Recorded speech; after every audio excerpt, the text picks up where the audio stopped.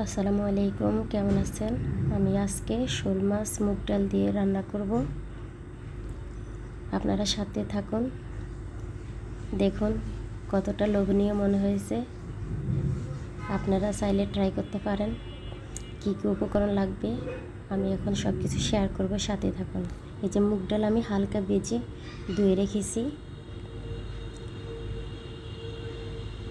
হালকা লাল লাল করে ভেজে নিয়েছি। বেশি গাঢ়ভাবে ভাজতে যাবেন না। এখানে নিয়ে নিলাম একটা শোল মাছ, আমি প্রায় 60 টুকরোর মতো, লেজ মাথা সহ। এখানে আমি কেটে ধুয়ে রেখে দিয়েছি। আপনারা চাইলে যে কোনো বড় মাছের মাথা দিয়েও রান্না করতে পারবেন।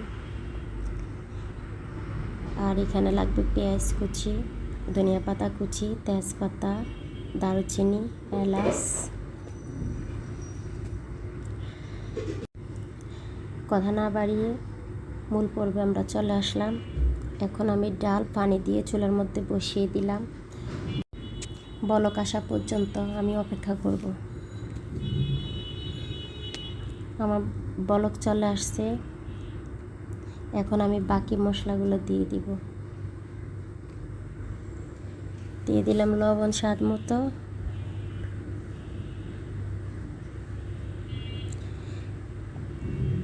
তিনটে তেজপাতা, 3 টুকরো দারুচিনি,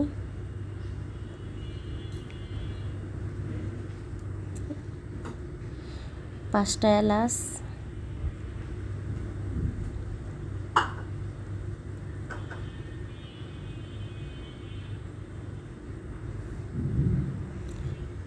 হাফ চা চামচ হলুদ গুঁড়ো।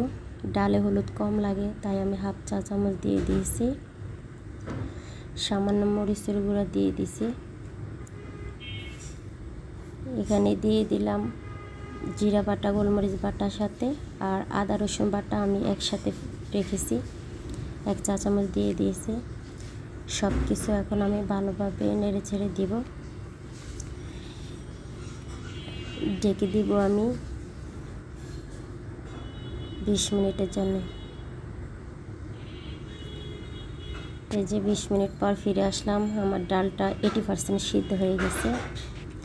এখন আমি দিয়ে দিব ভেজে রাখা মাছগুলো।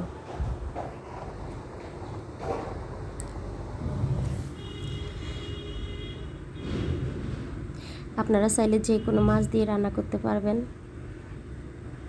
রুই মাছ অথবা কাতলা মাছের মাথা দিয়েও রান্না করতে পারবেন। এখন আমি ঢেকে দিলাম 10 মিনিটের জন্য। যে 10 মিনিট পরে আমি ফিরে আসলাম। দেখুন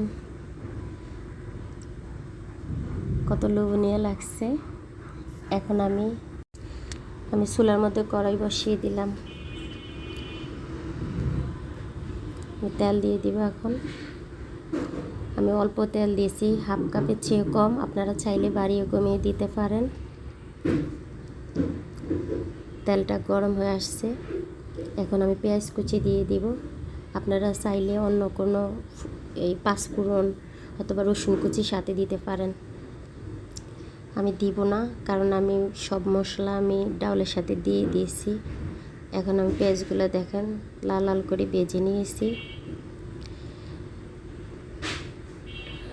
আমি একটু গাঢ় করে ভেজে নেব, আপনারা চাইলে হালকা করে ভেজে নিতে পারেন। এই যে আমি দিয়ে দিলাম। আমি আলতো হাতে নাড়াচাড়া করব যেন মাছগুলো ভেঙে না যায়।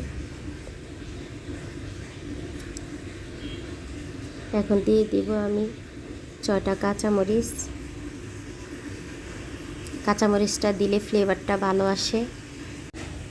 যারা ঝাল খান তারা কাঁচামরিচটা ফালি দিয়ে দিবেন। এখন আমি ধনিয়া পাতা দিয়ে দিব।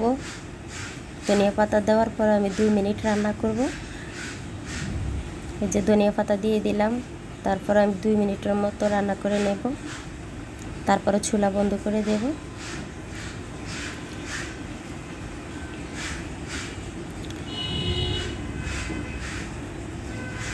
দেখুন আমার ডালটা হয়ে গেছে।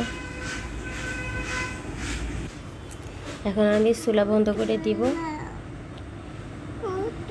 এই যে আমার ডালটা দেখতে যেমন সুন্দর, খেতেও তেমন সুস্বাদু হবে।